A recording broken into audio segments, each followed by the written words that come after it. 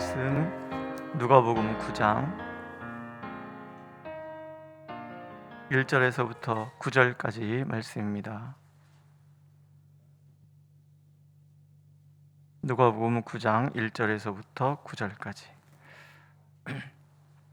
한 목소리로 읽겠습니다.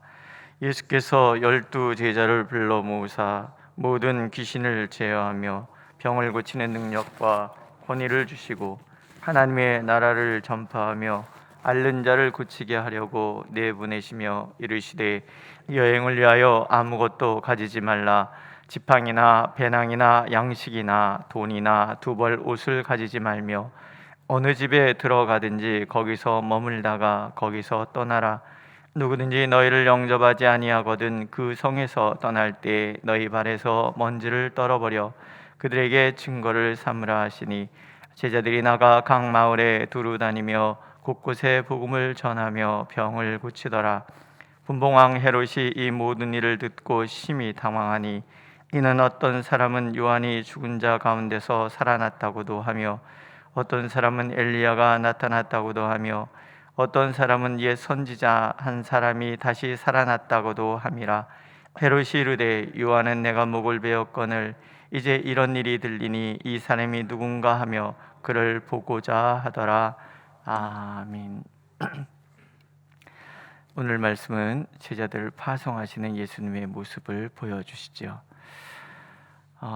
제자들을 통해서 온 세상을 자유하게 하시려던 주님의 사역이 이제 확대가 됩니다. 혼자 하는 일보다 둘이 하는 일이 더 많고, 둘보다는 열이 하는 일이 더 많고, 열보다는 백이 하는 일이 더 많죠. 예수님이 이 땅에 계실 때는 그 육의 제약을 받으시기 때문에 예수님이 머문 자리 그 자리에만 제한이 한정될 수밖에 없습니다. 그러나 예수께서 그 권한을 나눠주시니 제자를 삼으니 주님의 사역이 확대가 되는 거죠. 주님은 제자들을 그렇게 보내셔서 제자의 제자를 또 제자의 또 그 제자를, 그래서 온 세상에 복음을 전하게 하십니다. 오늘도 하나님은 우리를 부르셔서 세상에 파송하시지요. 누군가가 제자가 되고 또 그 누군가가 제자를 삼아서 세상에 파송할 수 있도록, 그러니까 하나님 나라, 하나님의 권세가 이 땅에 전파되는 것은 그렇게 한 사람 한 사람의 제자들을 통해서 전파된다는 거, 이게 놀라운 하나님 나라 운동이죠. 바울 사도는 전도는 미련한 것이다 그랬습니다. 그러나 하나님은 그 방법을 쓰시려고 그래요. 한 번에 그러실 수 있잖아요. 온 세상은 다 예수 믿어라, 그렇게 하실 수 있는 분이세요. 근데 그런 방법을 쓰지 않으십니다. 한 사람 한 사람을 세우시고 한 사람 한 사람을 통해서 세상을 하나님의 나라 되게 하시는 거예요. 무슨 뜻이겠어요? 한 사람이 중요하다는 거예요. 많은 사람을 필요로 하시지만 하나님께서는 늘 한 사람에게 주목을 하시는 거예요. 그래서 그들을 통하여 어둠의 권세에 눌려있는 모든 이들을 자유케 하시기를 원하시는 것, 우리를 묶고 있는 모든 것에서 자유케 하시기를 원하시는 것이 하나님의 방식이라는 거죠. 제자는 어떤 사람들인가 하는 거예요. 첫 번째, 제자란 하나님께서 부르셔서 세우신 사람들이에요. 예수께서 12 제자를 불러 모으사 그러시잖아요. 내가 원해서 되는 것도 아니에요. 오직 주님께서 원하셔야 되는 거죠. 내가 주님을 택하는 것도 아니에요. 주님이 찾아오셔서 나를 택하여 주시는 거예요. 그래서 부름받은 그것은 영광인 거예요. 우리 교회에서 지원하는 저 M국의 그 선교사님은 항상 그렇게 얘기하세요. 영광이지요. 영광이지요.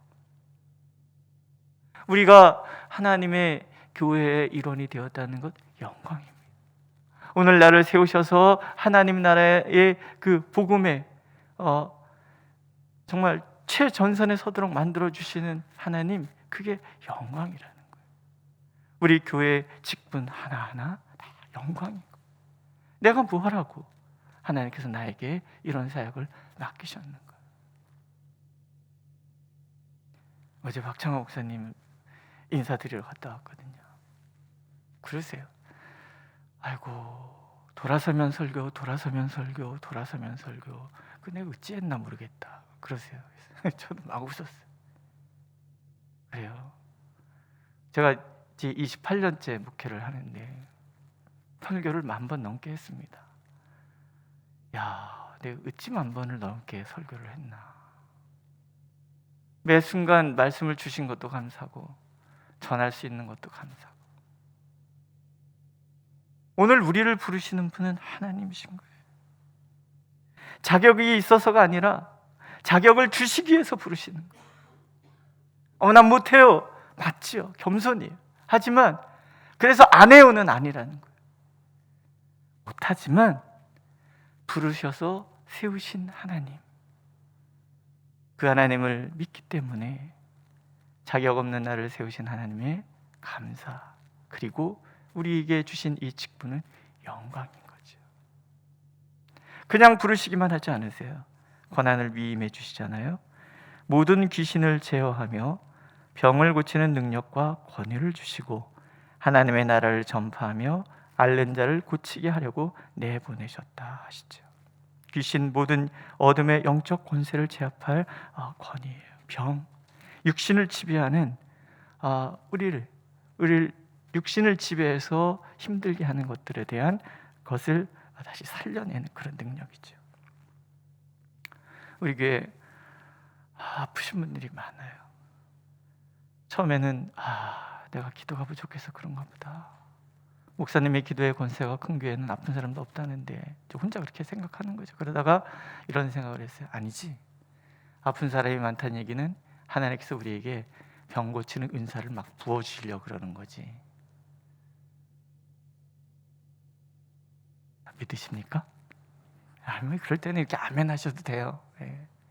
우리를 통해서 하나님의 나라가 확정되게 하시기 위해서 제자들에게 주신 권세가 어둠의 권세를 제압하고 모든 병을 고쳐내는 능력, 그래서 하나님의 나라를 전파하고 두루 다니면서 아픈 자들을 일으키게 하시기 위해서, 어떤 특정한 한 사람을 통해서가 아니라 바로 부름받은 우리 모두, 오늘부터 권사님들은 아프신 분들이 있으면 무조건 손잡고 기도하시는 거예요.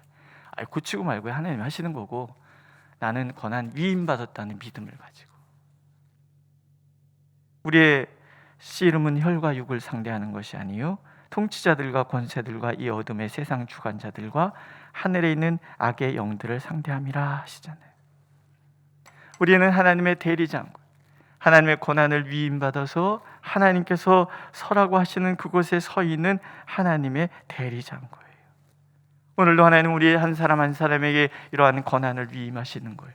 우리를 통하여 어둠의 권세가 굴복당할 것이고, 우리를 통하여 질고에서 사람들이 벗어날 거라는 거죠. 하나님의 통치는, 그래서 4장에 예수님이 취임 선언에서 말씀하신 것처럼 모든 묶인 자를 풀어주고 자유케 하고 모든 눌린 자를 자유케 하는 그런 권세인 거예요. 우리를 통해서 하나님은 이 세상에 그렇게 죄악의 권세에 묶여 있고 눌려 있는 그 모두를 자유하게 하시기를 원하시는 거예요. 믿으십니까? 세 번째, 주님의 사명을 감당하기 위해서 하나님께서 우리가 전적으로 주님만 의지하기를 원하십니다. 단순함, 이게 제자의 모습이라는 거예요. 두 벌 로또 가지지 말라 그러세요. 지팡이나 배낭, 양식, 돈 아무것도 갖지 말라는 거예요. 머물러도 한 집에만 그 집에 택해서 들어갔는데 그 집이 음식 솜씨가 좋든 나쁘든, 그 집의 환경이 좋든 나쁘든, 나를 영접하고 받아들이고 공개하기로 마음을 먹은 사람들, 그 집에 한 집에만 몰라. 내 욕심에 따라서 움직이지 말라는 거예요. 오직 하나님만 전적으로 의지하는 거예요. 왜? 주님의 일을 하면서 전적으로 나머지는 하나님의 손에 맡기라는 거죠. 쟁기를 들고 뒤를 돌아보면 안 돼요. 주님의 제자로 산다고 하면서 목표를 세상에 두어서도 안 돼요. 세상을 의지하고 세상의 방법을 따라서는 더더욱 안 되는 거죠. 사람을 의지해서도 안 돼요. 오직 주님만 바라보는 거예요. 주님의 사명을 감당하면 주님께서 나를 책임져 주신다는 분명한 믿음을 가지라는 거예요. 하나님 안에 모든 것이 담겨져 있음을, 하나님께서 세상 모든 것을 주관하신다는 그 믿음으로 살아가는 사람들이 하나님의 제자들이에요. 너희는 먼저 그의 나라와 그의 의를 구하라. 그리하면 이 모든 것을 너희에게 더하시리라 약속하시죠. 고은 목사님 시집을 읽다 보면은 목회 일기, 그래서 이러저런 이야기들이 나오는데 거기 그런 얘기가 나와요. 당신 얘기인지 잘 모르겠지만 어떤 목사님이 예배당을 이제 교회를 개척을 해서 성구를 막 들여놨잖아요. 근데 값을 지불하지 못했어요. 성구사 사장이 화가 났어요. 성구사 사장들이 되게 빡빡하더라고요. 전에 저도 이렇게 예배당 건축하고 성구 막 줄었는데 수시로 와갖고서는 왜 안 주냐고 뭐라고 그러더라고요. 근데 이 목사님은 저는 이렇게 쫄아가지고 우리 목사님 계셨지만 부목사님도 이렇게 쫄아갖고 제가 그랬는데 이 목사님은 좀 남달랐나 봐요. 그분이 그랬대요. 난들 왜 드려야 하는지 모르겠습니까? 근데 저분이 결제를 하지 않으시니 나도 답답하고 미안하오 그랬대요. 그랬더니 성구사 주인이 이 시대에도 하늘만 바라보는 사람이 있구나, 그래서 다 탕감해 줬대요. 그 얘기를 보면서 참 그 목사님도 대단하고 그 성구사 사장은 더 대단하다. 이들을 이렇게 대단하게 만드신 하나님 참 대단하다.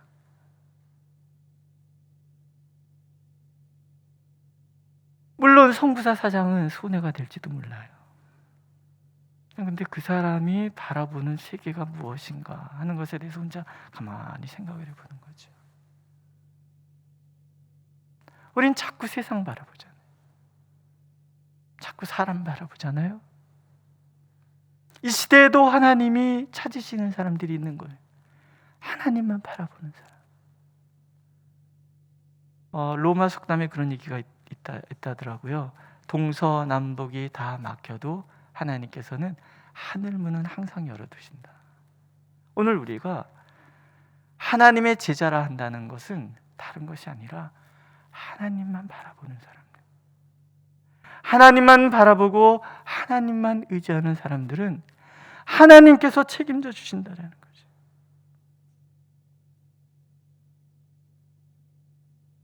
이런 와중에 거부하는 사람도 있잖아요. 예수님이 말씀하시죠. 너희를 영접하지 아니하거든 그 성에서 떠날 때에 너희 발에서 먼지를 떨어버려 그들에게 증거를 삼아라. 니들은 먼지 하나도 하나님 나라 들어올 수 없다, 그런 뜻이에요.